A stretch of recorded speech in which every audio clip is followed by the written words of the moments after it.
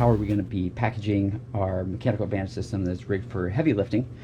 We have it obviously collapsed like we do with the IMAS. On this one, we actually have both of our rope grabs here. We already have everything else packaged in there. It's kind of shooter's choice how you want that.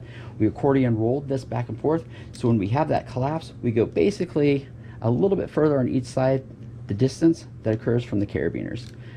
Have our rigger's rubber bands already in there, so as things come out, they flail really nicely. With that in, we put that right through that carabiner, so the carabiner will then go into a vertical configuration, just like that.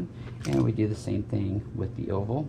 That holds everything nice and easy for us.